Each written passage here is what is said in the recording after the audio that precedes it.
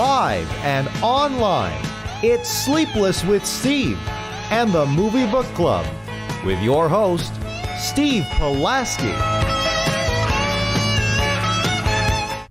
Back and better than ever, Sleepless with Steve, live on YouTube. A very grayscale setting today. I mean, my apartment's kind of got like a grayness to it. I'm obviously rocking the very random New Orleans Pelican shirt over here today. And Joe's got the gray tank top on, Sleeveless with Steve. And the background is blurred, but it obscures a sort of grayness. So Steve Pulaski is nodding approvingly with this color palette today. The world is not very bright right now, Steve. No, it is not. What a friggin' disaster. And here's the thing. We don't have to go into it, but everybody's got a right to be pissed off. Everybody who's on the right side of history, as far as I'm concerned, has the right to be pissed off. But man, dude, going on social media now is the worst because we don't even have sports to distract us now. Only thing that's on is godforsaken baseball. So we don't even have sports to distract us. So you go on social media right now, even TikTok. Yeah. You know what I mean? TikTok is not a very fun place right now. And I'm a TikTok apologist over here. It's not been a very fun time these last few days, to say the absolute least.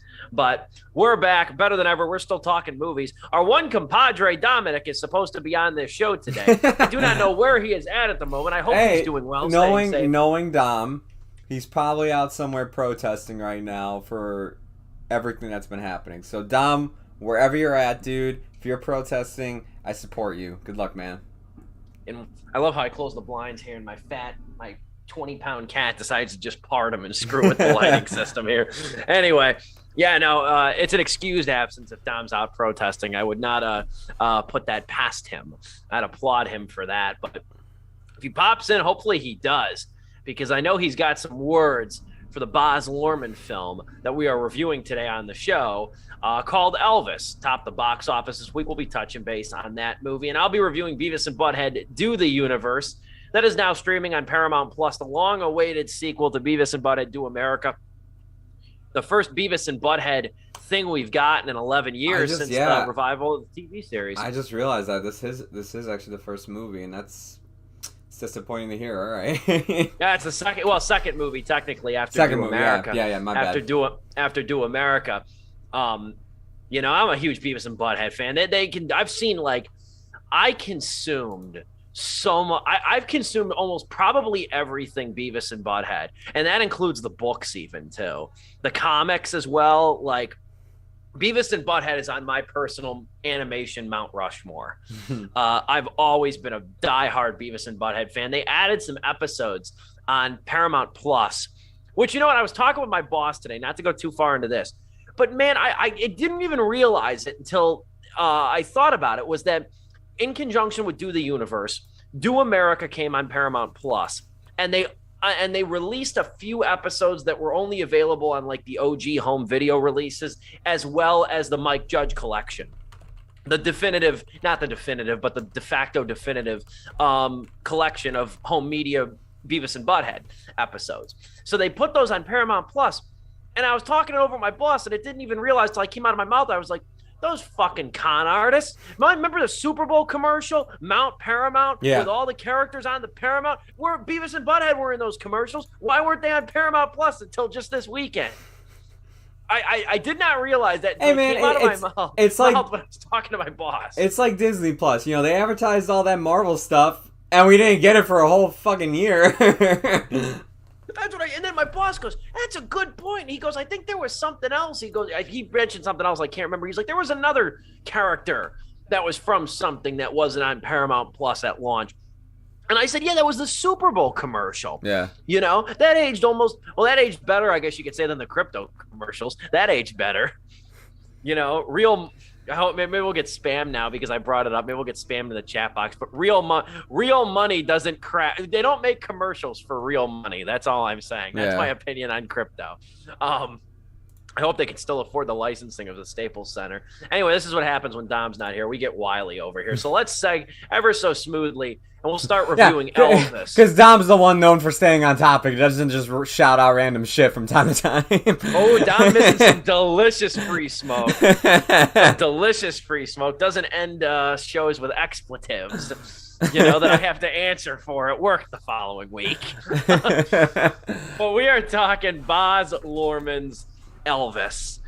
And it was probably on the onside of this trailer that a lot of us realized that there hasn't been a Baz Luhrmann movie in 9 years. Great Gatsby was the last one, and that was a totally different world back in 2013.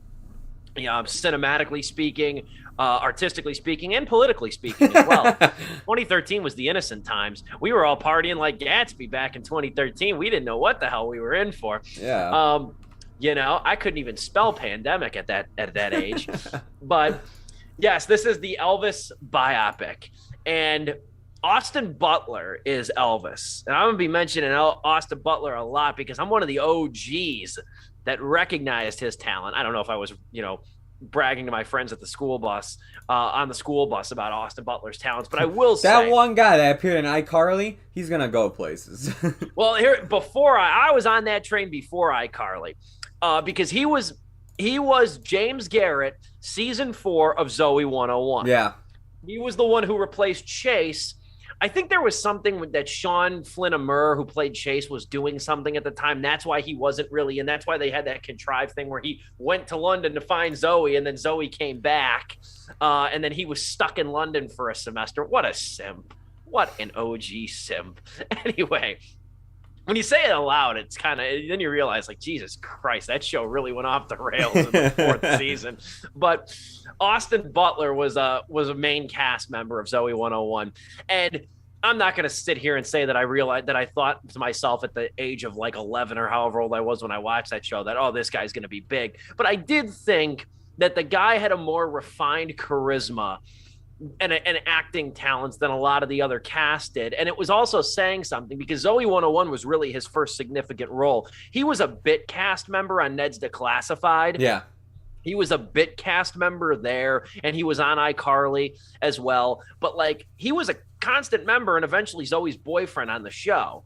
And he was good. He was the level-headed straight man. He was like Chase, but not as neurotic as Chase. That was his character. And then he did the real OGs. I was talking to another coworker at work today. I was telling her, I said, because she likes Zoe 101 too. I told her the real OGs remember Austin Butler and Aliens in the Attic. You remember that too? But he beat out a handful of people for this role, including Miles Teller. He beat out Miles Teller for this role, which I'm really surprised. Harry Styles was also up for this role. Ansel Elgort, we all know why he didn't get the role. Aaron Taylor Johnson as well, who you remember probably from Kick-Ass. But I'm really glad they cast Austin Butler. Same. Not only because of the fact that I think it's let's get a new face in here. You know what I mean? I know Miles Teller's great, but I'm really glad, and it's no disrespect, the guy does make some good music, but I'm glad they didn't go with the easy route of casting somebody like Harry Styles. Yeah. Because of the fact that I didn't want a recognizable actor or somebody that you are distracted by the fact that that's who he is. Taron Egerton was a great Elton John for many reasons, but one of the best reasons was the fact that you could believe eventually, Taron Egerton's not an instantly recognizable dude either. So you can really sink into the role because he's not somebody you're seeing plastered all over the tabloids. It wasn't a good movie, but Rami Malek was the best part of Bohemian Rhapsody for another big reason why. I mean, and when I told people, the kid that's playing John Elton, is the guy from Kingsman. People are like, it's the fucking gorilla from Sing, and I'm just that's the same guy, yeah. The gorilla from Sing, that's beautiful. And Taron Egerton was great, man. He was. It really sucks that Rocket Man has kind of been I don't know what happened with that one. It's gotten way better since it's gone to streaming and everything. I think honestly, since Bohemian, it kind of was riding off the tails of that, and people just didn't go see it because of that reason. Because Bohemian was just kind of just a mixed bag of a movie. And Rocket Man made very clear from the trailers too that it was like a jukebox musical. It did, yeah, but it was done so creatively. I vastly prefer that style over the traditional biopic. I would rather you do something subversive with it. But Austin Butler, I bring him up and I harp on him because he is easily, in my opinion, the best part of Elvis. easily, far and away, he's the thing that makes this movie not be a complete train wreck. And at times it is headed right for that route. This movie, you know what you're going to get with Baz Luhrmann. He's never done a biographical movie before, which is kind of interesting as well. He's never done a movie like this. He's done Moulin Rouge. He's done Romeo and Juliet. He's done The Great Gatsby. And I admire Baz Luhrmann. I'm a big fan of The Great Gatsby movie. I can't stand Romeo and Juliet. I thought that was awful. I hated that one. Moulin Rouge I liked. I admire Baz Luhrmann because he's got a real sense of style. He's clearly an auteur. You could tell I would not want to work with him because I could tell he micromanages everything. He just gives off that impression that he micromanages everything. He's a fashion mogul as well. So you could tell that he has complete and total like autonomy. I don't know if he has final cut privileges, but he absolutely has complete and total autonomy over his projects. And as I say that, Dominic joins us. Dominic, we were a little bit worried there for a moment. How are you, my friend? I am doing okay. Yeah, just woke up from a nap that took way too long. I've been there. I was kind of leading that way. Me and Joe thought you were protesting a recent really poor Supreme Court ruling. So we were going to give you an excused absence if that was the case. Yeah, I just got the tear gas is still working that out. No, man, it's that's yeah, I can say things. We're live right now, so I appreciate you messaging in the group chat, not to reveal our private conversations, but I appreciate you messaging in the group chat. Hey, can I come on? Yeah, you're a co-host. I didn't want to jump into the middle of a monologue. Oh no, somebody had to shut me up. But I'm just still kind of opening monologuing over here about Elvis. But I guess I'll just say this after waxing poetic, and I will do that again about Austin Butler. And I just went to my Austin Butler. I knew him first with Zoe 101, so he didn't miss too much. Yeah, you wanted his Austin Butler hipster rant. Yes, indeed. I did. And it was a good one, too. But my relationship with Elvis, too, has always been kind of a complicated one. My parents weren't Elvis fans. They're not Elvis fans.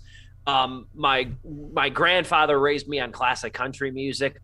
So I just didn't really get into Elvis that much. The only song that's on my phone is Burnin' Love because that song's an eternal banger. And I mentioned this in the review. I won't go too long-winded on this, but like when I had to work the request hour at the old station, there was this woman every single day requested Elvis every single day. Once in a while, and it was a breath of fresh air when she requested Jailhouse Rock, but every day it was Suspicious Minds. Every day. I could go my entire life without ever hearing that song and its phony fake fade out. Like I've never liked that song even before this. I can't stand it now. And don't get me started on the Christmas season when I had to hear one of the bottom 10 worst Christmas songs of all time is Elvis Presley's Blue Christmas. One of the worst Christmas songs of all time. Bottom 10, maybe bottom 5. But I like In the Ghetto, too. That's another Elvis song I've always liked is In the Ghetto.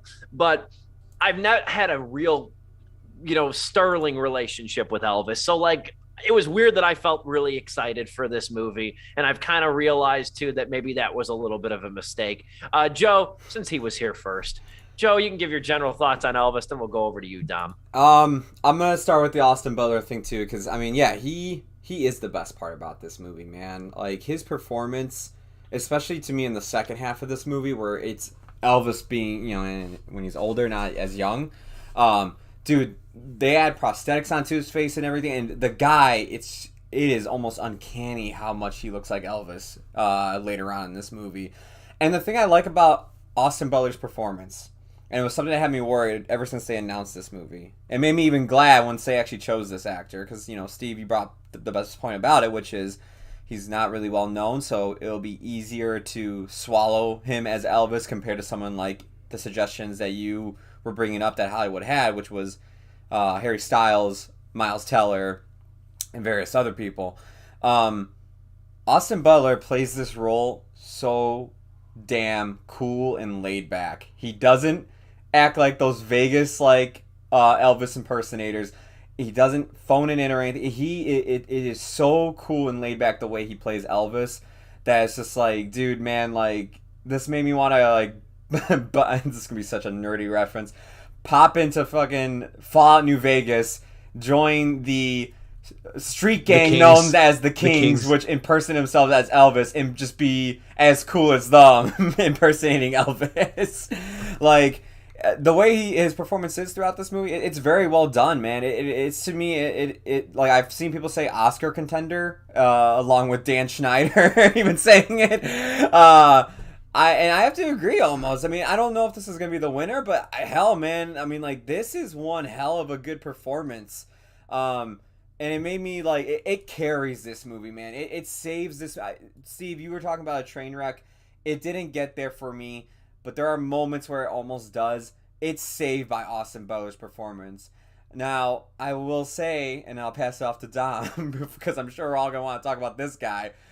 The other name on that poster, Tom Hanks, is a reason why this movie almost fell apart for me. I will get into more of that later, but the biggest positive I could say about this movie is Austin Butler, as well as the production design. I mean, it's Baz Luhrmann to the max. If you like Baz Luhrmann's production with Moulin Rouge, or even what he did with Great Gatsby, you'll enjoy this here too. Sometimes I didn't enjoy the modern music popping up. I wasn't crazy about it. In Great Gatsby, and I wasn't crazy about it here. But for the most part, in terms of like his crazy swirling cinematography and what he does with that camera and everything, it's fun, it's energetic, it's almost as showboaty and extreme as Elvis's shows were in life, and maybe Baz Luhrmann was literally the perfect director to kind of replicate that through a film. But other than that, though, I'm gonna pass it off to Dom. No one makes a film like Baz Luhrmann, and he's only made a few. What contrasts a Baz Luhrmann film compared to, say, a Quentin Tarantino film, say a Zack Snyder film, very distinct filmmakers where it's like, oh yeah, that's you look at 5 minutes of 5 minutes of movie, and it's like, oh, that's totally this director. Yep. Baz Luhrmann, you get a night. You get entertained. I'd also want to suggest that, please, and I mean this earnestly, this is not a backhanded compliment. A video game studio needs to hire Baz Luhrmann to make their main menu with a Baz Luhrmann touch on it. Because some of the best montages in movie history come from this dude, and particularly from this movie.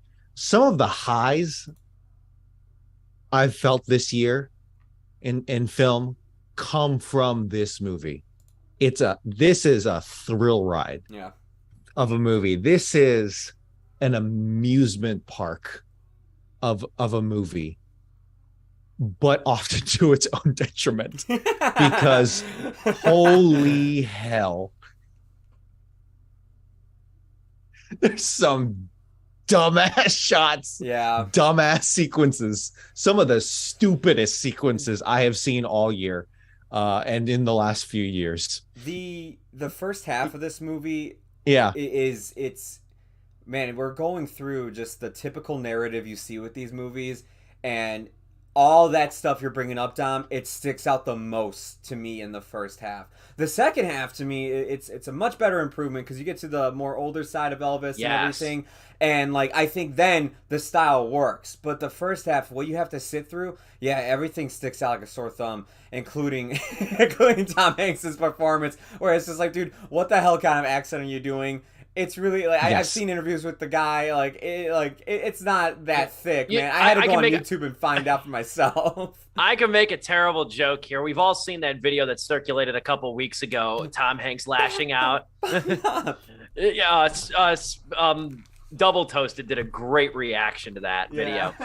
They did a great reaction. But we all saw that video of Tom Hanks deservedly going off on those group of autograph hounds and those the the press, like not the press, but like just these people and everything. You know why he was so uppity and touchy? It wasn't the idiot bumping into Rita Wilson. It was he just came from a screening of this movie and saw it for the first time, and that's why he was up.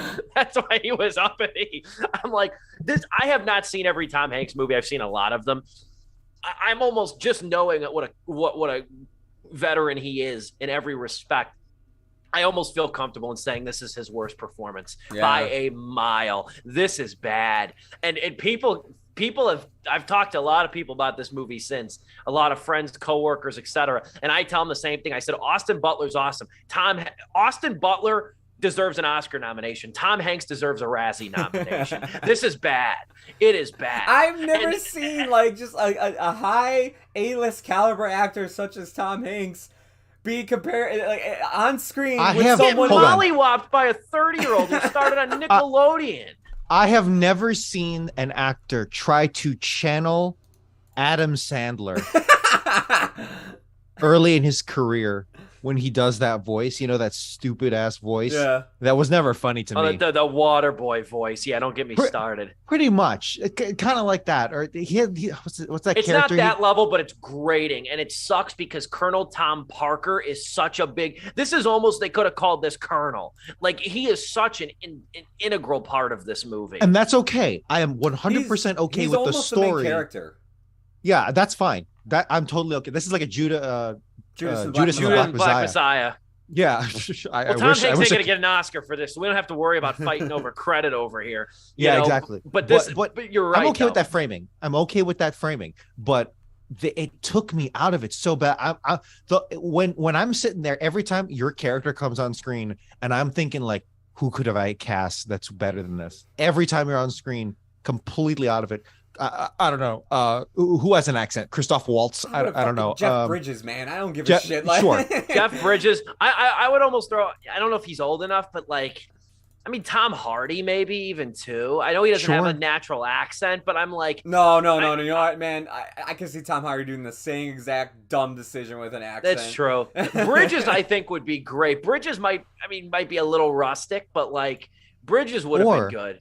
Or just don't give him an accent, or give him like just at that point bend. You're gonna get ripped if the Elvis impression's bad. There ain't no Colonel Tom Parker stands in the year of our Lord and Savior 2022. There, you know what I mean? So like you could kind of had a little bit of creative liberty with this thing. I think you know what also helps is that Elvis kind of did talk like that, and that is acknowledged in the movie where it's like, damn, he's just so from the South. Whereas Colonel Tom Parker, at no point does, and I was waiting for a character to go like, why do you sound like you're like this? Why do you sound the way that you are? But no one ever acknowledges it. Tom Hanks looked up people who like belong to no country, and then he was like, I found this man, Tommy Wiseau, who's very interesting. No country for old Hanks. We brought up Double Toasted earlier with the whole Tom Hanks reaction video where he told people to back away from his wife. I watched the review after watching this movie. I need to see that. They compared Corey Coleman compared his accent to a Nazi Elmer Fudd.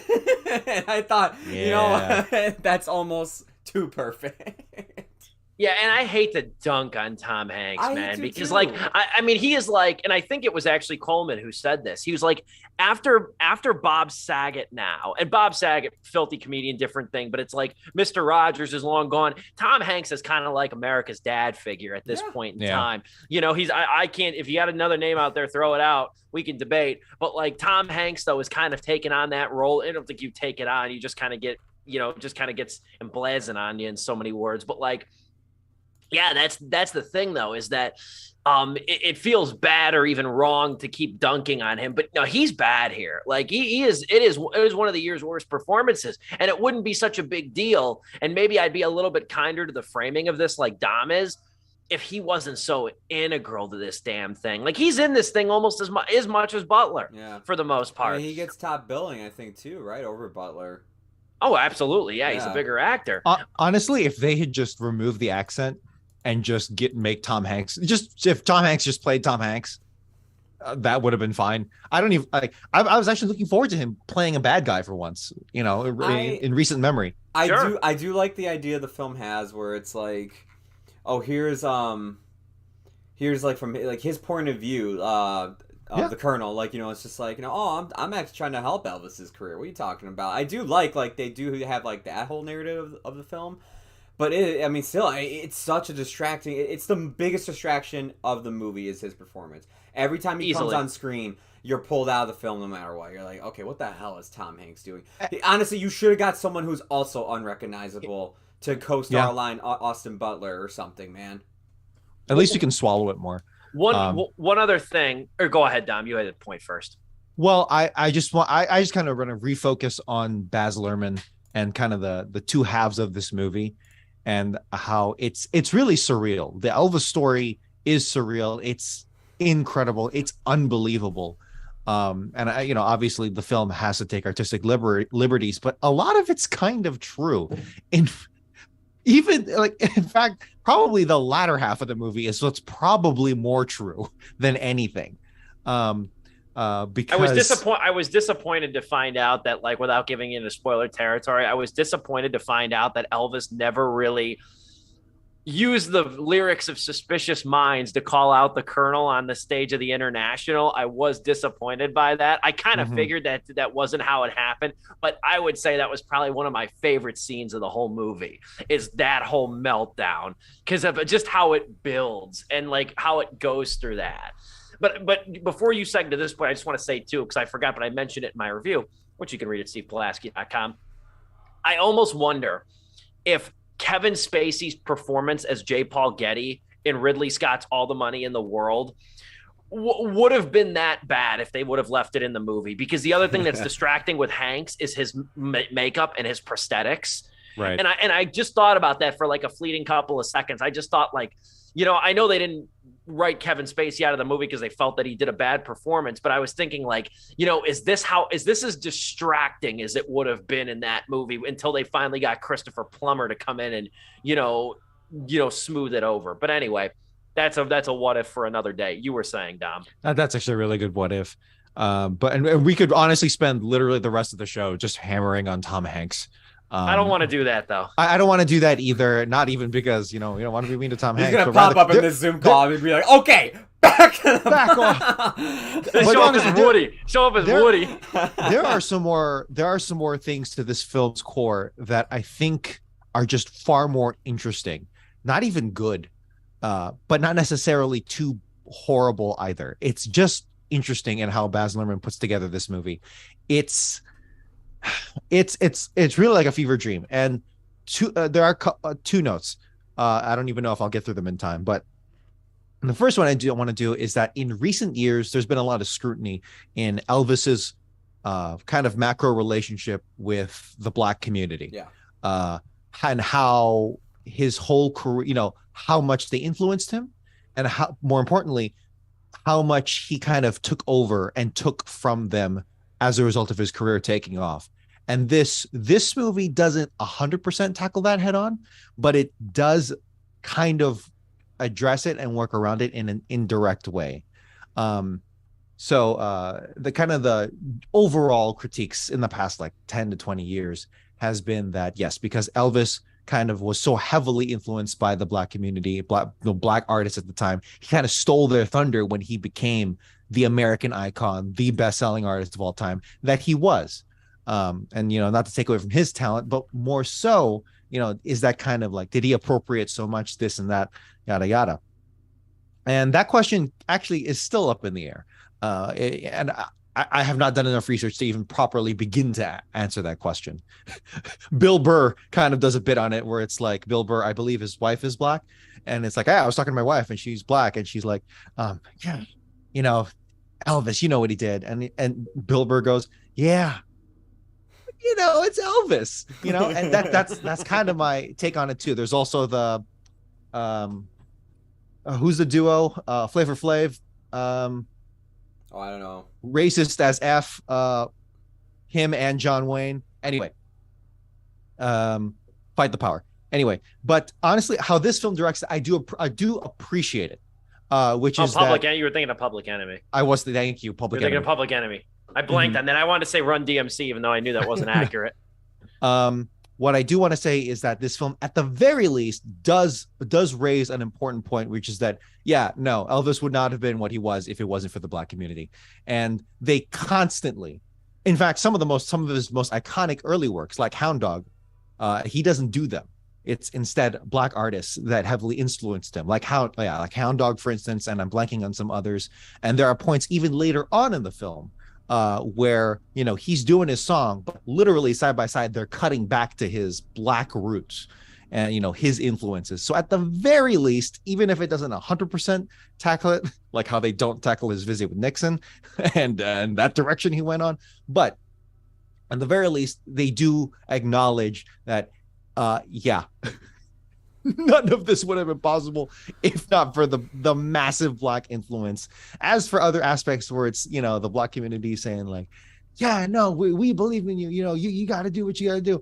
And, you know, that I don't know. I truly don't know. That's a whole documentary in and of itself. But I do appreciate that it at least try to tackle that. You know, you could say like, oh yeah, you know, in the movie it's portrayed that, you know, he's so heartbroken over you know, Holly Jackson and Dr. King, and he does this like his own protest song. You could also say like, well, hold on, why didn't he join the March on Washington? Why didn't he go all in on that? So maybe there's some whitewashing there, but it is an aspect that at least they bring up to a degree, and at least and it's handled pretty well. His friendship with BB King, played by Calvin Harrison Jr., who's really good in it. And I think I have enough time to articulate this point, or at least I'll damn well try. Is that I know what I'm getting, like with Baz Luhrmann, it kind of feels almost redundant. He doesn't make a lot of movies, but it almost feels redundant if you're going to criticize the aspects of Luhrmann, because at this point he's made damn clear what he wants to do, and he's very good at doing it for the most part. But where I think it fails Elvis the most, because I've liked Baz Luhrmann before you came on, Dom. I said I've liked Baz Luhrmann movies, and I've downright hated Baz Luhrmann movies. Romeo and Juliet's still one of the worst movies of the 90s, in my opinion. But when Baz Luhrmann goes for like a play or a novel, Moulin Rouge, Great Gatsby, right? When he goes for that, I can see the approach, why it works so effectively, at least in my opinion. With Great Gatsby, you have an opulent novel with a lot of symbolism. Color plays a huge role in that book. The parties and the grand scale of them too. The parties, the scale, the opulence of it. Absolutely, I thought it fit perfectly with the adaptation of F. Scott Fitzgerald's novel. When you look at Moulin Rouge, almost to combat like the stagey Broadway-ness of it, you know, what could have ultimately been like the 2005 version of The Producers, he really goes all out and makes it in this complete production, which you even think to yourself like, oh my God, how was this ever on stage, or how was this ever, you know, a pre-existing work? It's so contained despite being an adaptation. But where it fails Elvis, where it fails the biopic formula, I have to admire it for breaking it in some ways, but the problem is Baz Luhrmann's structure, and you realize it here, it plays like a clip show. So the movie can never get momentum in telling certain scenes. It slows its roll in the second half a little bit, or in the second half, mainly the second act. But the first half of this movie, it glosses over a lot. You know what I mean? Like the transition is off. You don't get a real established sense of time nor place.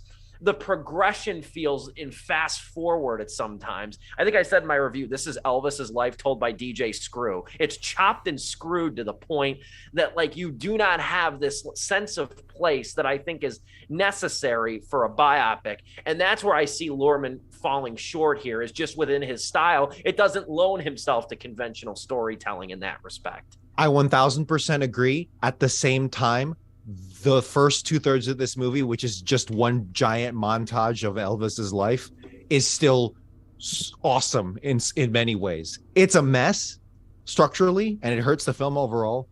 But god damn, those are some of those moments are actually pretty damn awesome to me. In moments it is, in spurts it is. Like this is a movie that like has at least 4 or 5 really good to great moments or great scenes. It's 2 hours and 40 minutes. So do the math. I don't know how many minutes those moments comprise. Very little of it is downright bad. Very little of it outside of Hanks is downright bad, but it's exhausting. and it's very choppy. I would even argue that, actually, I once heard that Zack Snyder is just a director of moments. He doesn't know how to put together a movie. It's literally just moments, and that's how he frames movies. That's very comparable, I think, to this approach, this specific approach to Elvis's life. It's just massive moments. The difference between Zack Snyder, you're right. Actually, you're right about that. But the difference is that I really enjoy the moments that Baz Luhrmann puts together compared to the moments in Zack Snyder, where it's like, what is this? This is, I don't know what's happening here, and this is just big artificial kind of nonsense. Whereas with Baz Luhrmann, it is kind of big and artificial and nonsense, but at least you did it in a very unique way that no other director, I think, can even envision. Kind of like how Michael Bay puts together whole films. But also, additionally, I think it actually kind of works not in a great way, but it kind of works because that, Elvis is in many ways larger than life. He is the American story in so many ways. I think he's never left the country. He'd never left the country in his entire life. Just only Canada. Quintessentially America in his highs and his astounding lows, that it almost kind of works. Like how plastic some of these moments are and artificial. You could make an argument that is Elvis. Now, is that how Baz Luhrmann intends his movie to be consumed? I don't think so. That's kind of a workaround, if anything, but in a weird way, it kind of works. Just before we have to take our Zoom-sponsored intermission by force almost at this point, I will say that I think, to your point, the reason it works, and you guys have seen more Zack Snyder than I have, but I've seen a handful. I think what you're talking about, why it works with Luhrmann and it doesn't work with Snyder, is that at least with Luhrmann, whether or not you don't like the movie, and I told you before, I hate Romeo and Juliet, there's certain moments of like this rapturous energy versus Snyder, where even in especially in the case of the Justice League, it's so downtrodden and glum. I'll take Luhrmann's version of Vegas over Snyder's any day. Oh, absolutely. Oh, that's without question. We will return to talk more about Elvis, and then I'll give my solo review. Beavis and Butthead Do the Universe. A lot going on, some rapturous energy now that Dominic is in the building. We will leave the building very briefly for the Zoom-sponsored intermission, back in about 60 to 90 seconds on Sleepless with Steve.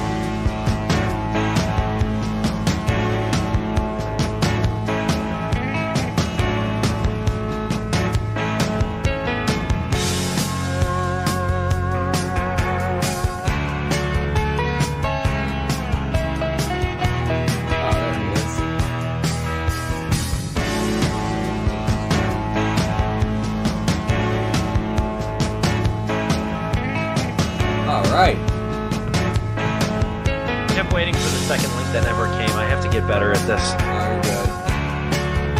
All right.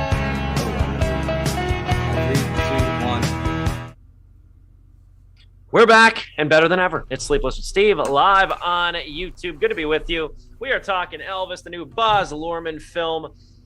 And I know, Dom, I don't know if it was you Dom, or you, Joe, who mentioned the modern music, the incorporation of modern music. Well, I will admit that it's been a hot minute since I've seen a Baz Luhrmann movie, and I forgot the guy does this.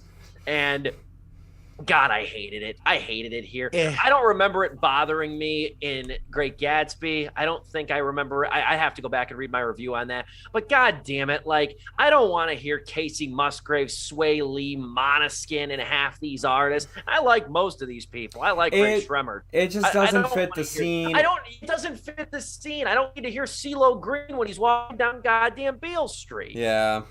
Ironically, like, I actually did not mind it at all in Great Gatsby. I thought it worked really well in Great Gatsby. I think I remember saying the same. The cover of Beyonce's "Crazy." In fact, that's kind of even less of an argument for it. But cover of Beyonce's "Crazy" in like a 1920s electro swing style, I think was really, really cool. It's one of my favorite covers. And ironically enough, it actually makes more sense to do it here just because of Elvis's African American influence and black roots in his music. It actually makes way more sense to do it in this movie. It's also done the worst because it's so forced. It completely takes you out of it. And like the ending of the last song, I think in this movie, after Unchained Melody, that they do for the closing montage is in the ghetto, which I thought was a very kind of a poor choice. I think they should have done, I don't know, Kentucky Rain or something else. But I was waiting for Kentucky Rain for the end credits. I really was. I don't know why in the ghetto. I don't know why they chose it. I would have thought in the ghetto would have been early. Would have been really early. You know, his attempt to try and be more civil rights focused, but you know, you can't rewrite history. Wasn't that a later song of his though? Wasn't that a later one? I don't remember. I don't even know. I just don't like I like that In song. the Ghetto, but I was thinking like it would have made more sense when it was like he was really starting off. Like like you said, Kentucky Rain's not in the movie, is it? I don't even think so. I like that song. I don't think it is. I like that song. I don't care for it, but like I would have just thought that would have made better sense as the end credits though. Yeah, you got a good point. But I just never liked it. Again, the Ghetto is very hokey. And that's one of the ones I like. he shook hands with Nixon and literally asked for a badge, I think a drug enforcement badge or something, to help combat drug users. Just a massive hypocritical moment where where it's like, yeah, I'm gonna sing about In the Ghetto, meanwhile shook hands with Nixon, precursor and already like engaging with just one of the people making those ghettos and just whatever historically. God, speaking. other than that, Mrs. Lincoln, how was the play? You know what, Lincoln? Oh, I'm so glad you brought that up because this movie is like the anti-Lincoln. I was being smug. I know you were being smug, but this movie is like the anti-Lincoln, Steven Spielberg's Lincoln, because this is going off the cuff now. Anti-establishment Lincoln. Steven Spielberg.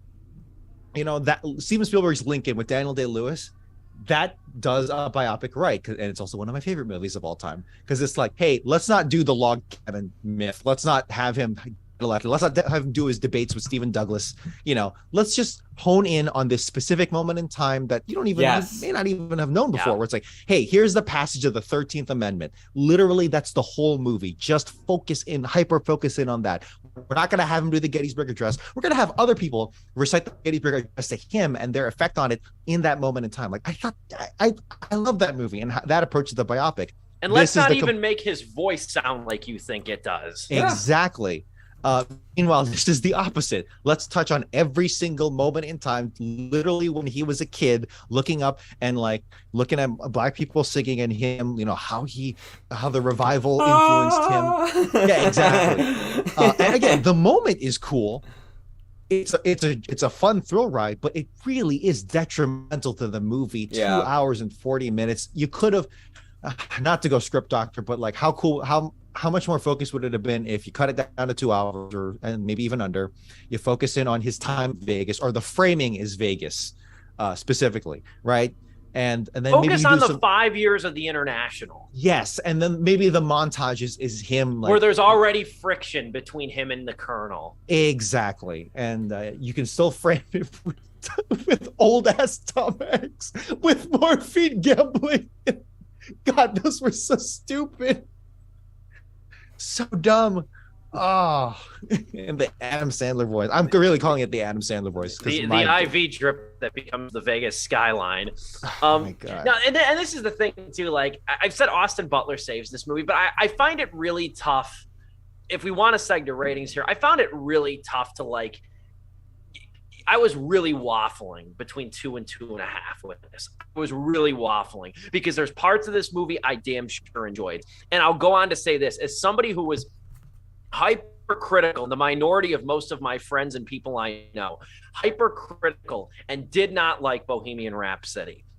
I have to acknowledge that this is not a cliche beat by beat formulaic biopic. Sometimes, but definitely not. Sometimes, 100%. but not as bad as Bohemian Rhapsody by no means. And Austin Butler at least sang in this movie for at least half of it. Like, I have to give the movie that it does subvert some of your expectations, and the opulence of it sort of leans into its subject. I have to give it that. Do they ever even do in Elvis, like, oh yeah, this is how he wrote Kentucky Rain? Or it's like, anything like that? I don't even think so. No, it doesn't get into his writing like process. No, it doesn't. It doesn't get into the writing process or anything like Thank that. God. But I will say though, I waffled between my star rating with this, but like a lot of it is Austin Butler because he is. I mean, it's one of the most memorable performances of the year. It's one of the biggest breakout performances of the year through and through. And Joe brought it up the best too. I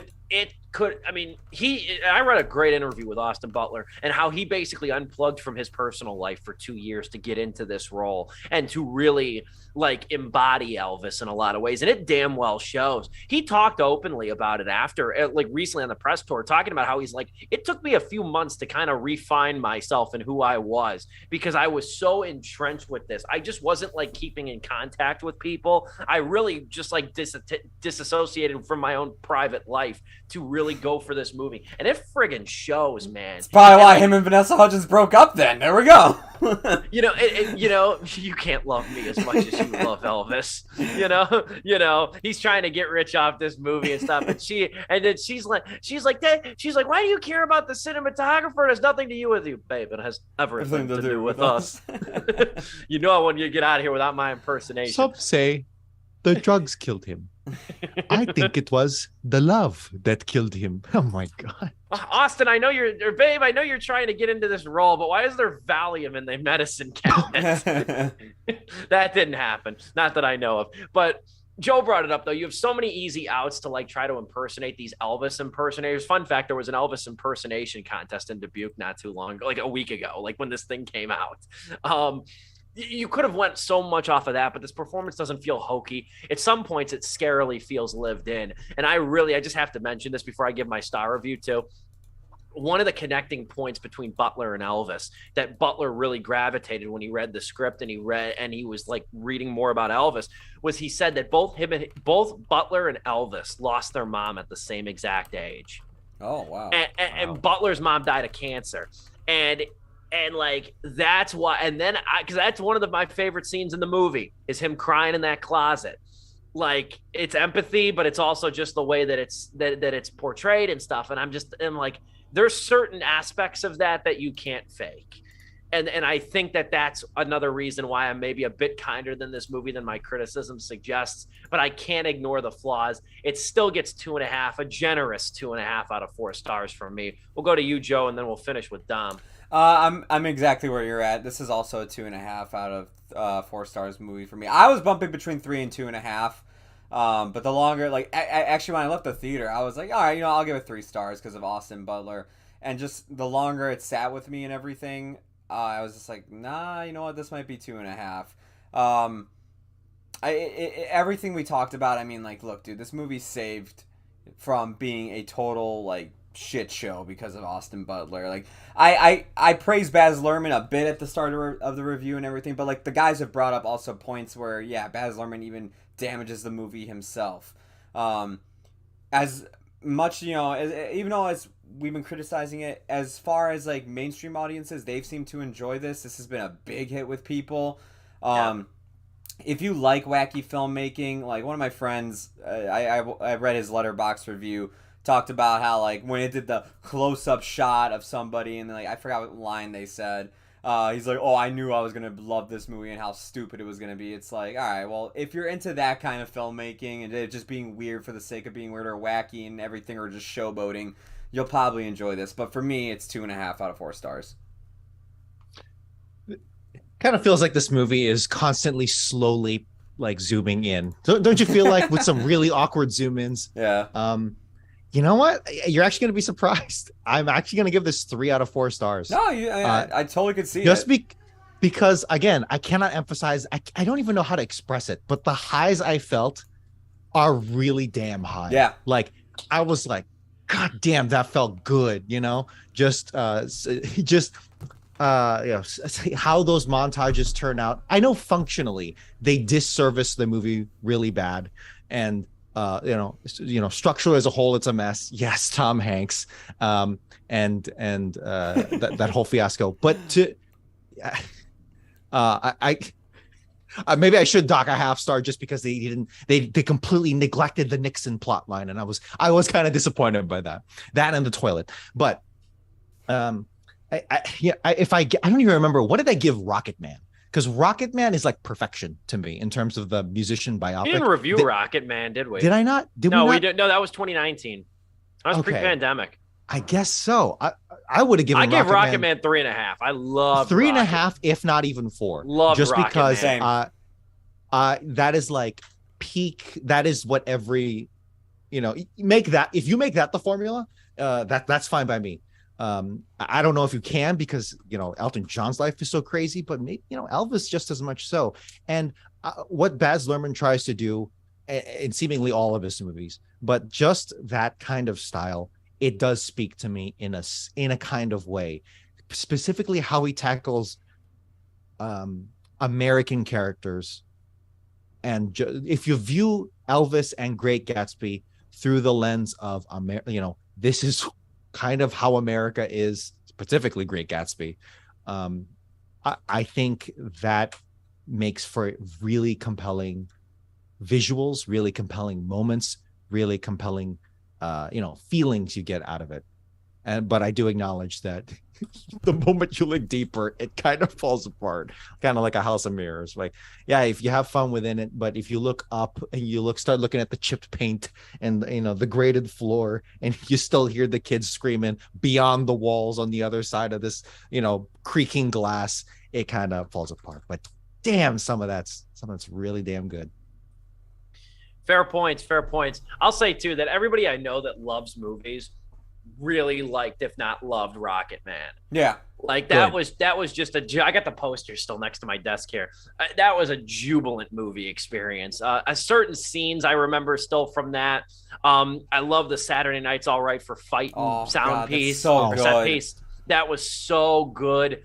The even the time when Rocket Man comes in, the song when it comes in is so good. Like the visuals of that movie are spectacular. Taron Egerton, and that was what made me realize too. Like I said, I like Elton John. I'm not gonna say I wouldn't say I'm a big fan, but I really like a lot of Elton John songs. And I didn't realize too that like until watching that movie, not a lot of people cover Elton John. Not a lot of people cover his music, and there's good reason. I might have sent you guys this when I found it. There is a cover of Saturday Night's All Right for Fighting. It's in Charlie's Angels Full Throttle. Oh, Jesus. Oh, no. Nickelback. You're right. I've heard that version of it. Oh, my God. I have not. I might have to. It is not deplorable. It's not good. It's not, I wouldn't even say it's not average, but it's not a disgrace to music, like I just said. When I found that, I was stunned. I don't even remember how I found it. I was stunned. I think it was a single, too. I think it was actually a single. Yeah, Saturday Night's All Right for Fighting by Nickelback, if you want to maybe ruin your evening. But yeah, I was like, there's not a lot of Elton John covers out there, which makes a lot of sense. His music's hard as hell to sing. He's got this distinctive cadence. It doesn't appear that hard, but he's so wickedly talented that he makes it look easy. One of the most underrated, I don't know if you can call it underrated, one of the most, I think, under-discussed Elton John songs, too, for the record. I love, more than the original, I love his version of Pinball Wizard. Oh, yeah. I absolutely love it. And you know what? I'm so glad you brought that up. The Pinball Wizard sequence in the movie is like the most Baz Luhrmann sequence in Rocket Man. And that's why that's when I compared the two. When I started seeing those sequences from Lerman, I was like, damn, this is the Pinball Wizard sequence. Now that I think about it, it was probably Rocket Man was probably stealing some vibes from Baz Luhrmann, and I'm glad they did. And I still find it hilarious that the guy who was tasked with coming in and saving Bohemian Rhapsody is the guy who directed Rocket Man. After Bryan Singer left for Bohemian Rhapsody, Dexter Fletcher came in and stepped in to direct the end of Bohemian Rhapsody for Bryan Singer when he left. And then he's the one behind Rocket Man, and you get like two polar opposites in like quality of biopic over here. Two totally different approaches. But moreover, I'll try to make this quick as I can. Don't want to bleed too much into Sleepless OT. Sleepless OT for 2/3 of the cast. Dom's still running on about 15 minutes behind over here, 10 minutes behind. But I got to talk about Beavis and Butthead Do the Universe. And these two, I didn't feel compelled to make it an episode because, or make it a major review point, because I know these two do not have the relationship to Beavis and Butthead that I do. I was telling Joe earlier at the beginning of the show, I said, that's on my Mount Rushmore of favorite animated shows. I'm not saying it's the best. I'm not saying people try to put this commentary on Beavis and Butthead, and I'm the person in the room. I'm the English major who loves to say that this is a commentary on that. People like to comment about how it's about the disaffection of like 90s youth or whatever. I don't care to get into a lot of that. I just think it's stupid, fun entertainment that is bizarrely addicting to watch. Bizarrely addicting and funny. And for the longest time, they have talked about a Beavis and Butthead sequel, a movie sequel for years. And by they, I mean Mike Judge. Mike Judge has teased it. He's even at one point thought about bringing them back live action, which, God, I might boycott that thing if that ever does materialize. But it looked like it was almost going to happen in 2011 when they brought it back to MTV for a season, a pretty good season, I might add, too. It fit very well. I thought that the revival season of Beavis and Butthead was good. And then it just kind of disappeared. It just disappeared. Mike Judge kind of didn't want to do it anymore. I was sort of surprised he didn't take it to Netflix or something like that. It would have been a very early move for that, no less. But, well, now that we've got a couple pointers to draw on, Jackass Forever and Bill and Ted 3, this movie is more Jay and Silent Bob reboot than it is Bill and Ted 3. And that is very disappointing to me. This is less a sequel to Do America and more of a complete rehash. My first gripe is the animation.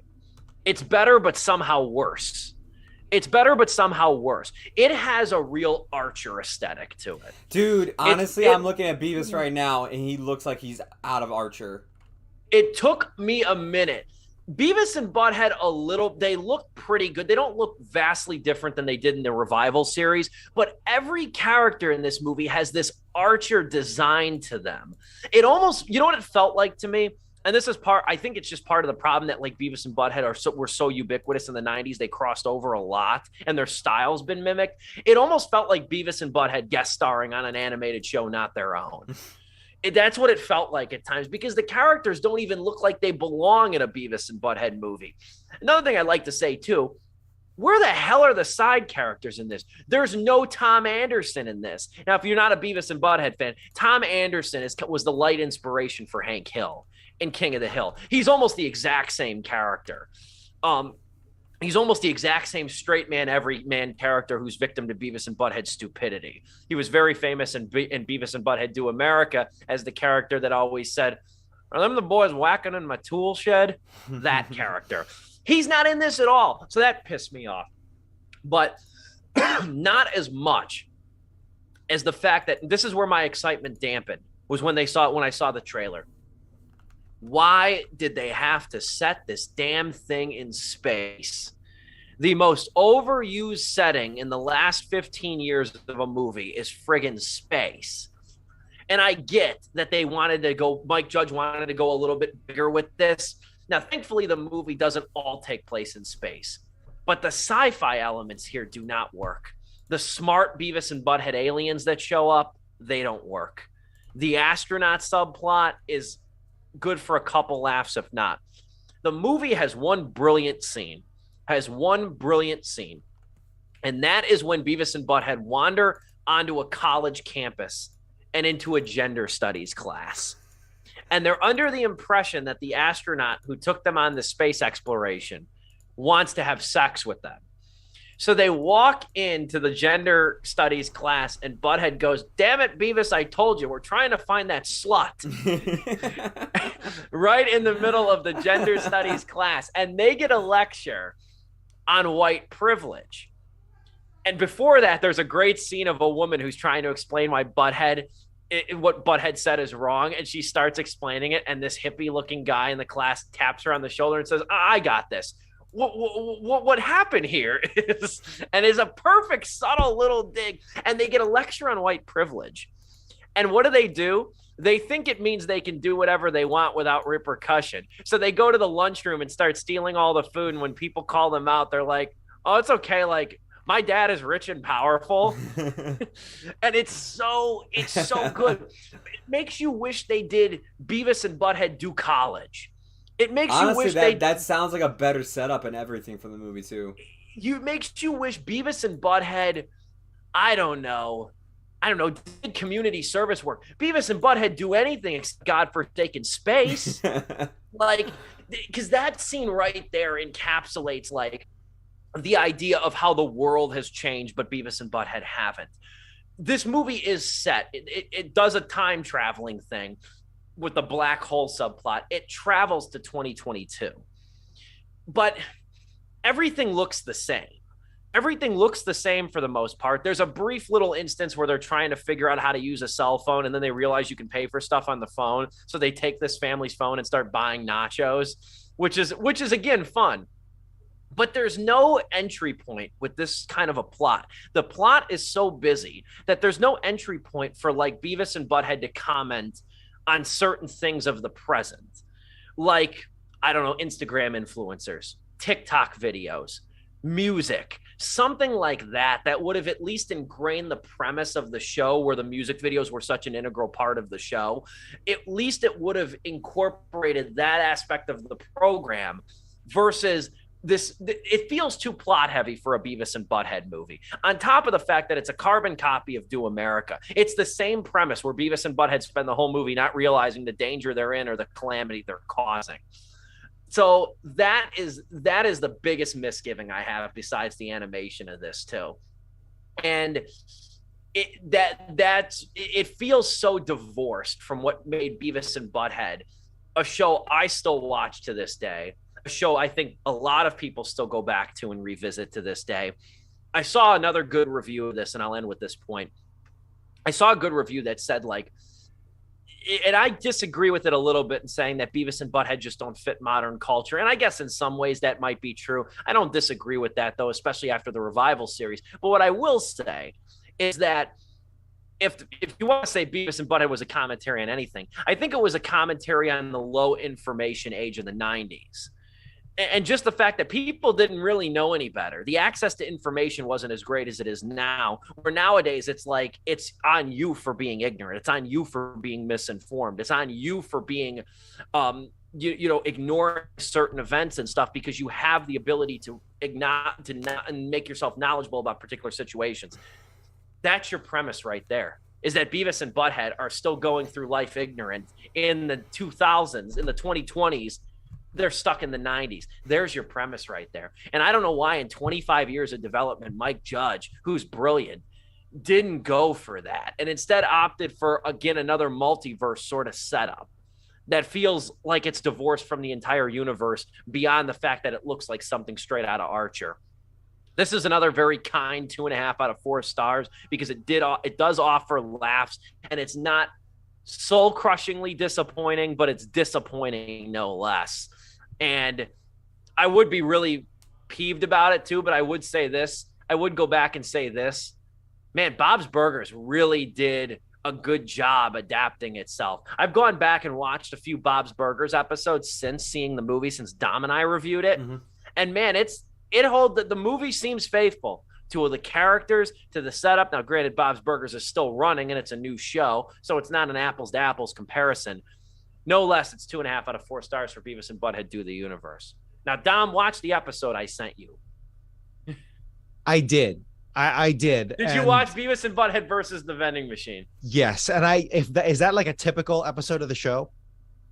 That is one of the more plotless episodes of the show. But Honestly, but not many more episodes are much broader or much more complex than that one. It feels like such an antithesis to literally everything else that was coming out at that time and before, and in many cases after. True. Its aimlessness is refreshing to me, and the fact that like half the episode is a really dumb lack thereof plot, and then the other half is just them doing really vapid commentary on the hot thing that's happening right there. That's a winner in my book. So I get it. I understand what the appeal is, and I'm glad that at least one of us of the three of us has had a good childhood with it. I rewatched. I'll end with this. I rewatched about 15 episodes since watching the movie, which is very easy to do. They're only 10 minutes long, roughly. Yeah. But I rewatched about 15 episodes. I was torn between two to send you. The other one, it's another one of my all-time favorites. It's actually one of the first I watched, so that's no coincidence, is the woodshop episode. The woodshop episode, Beavis and Butthead spent half the episode at the buzzsaw table. They saw everything in the class. They saw the first aid kit. They saw the phone. They saw the teacher's chair. And then Beavis cuts his finger off. and then it's so great. The best scene in the whole thing, and I still can't believe I laughed. This shows I'm a 13-year-old boy, is when the teacher sees and he's freaking out and he's digging through the drawers and he goes, "Dear God, where's the first aid kit?" And Beavis is clutching his hand. He's got blood gushing and he's still doing that sniggering laugh that he does. And he goes, "Dear God, where's the first aid kit?" That's the other episode that I recommend is Woodshop.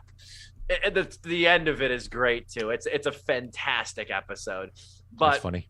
But anyway, that's our show today.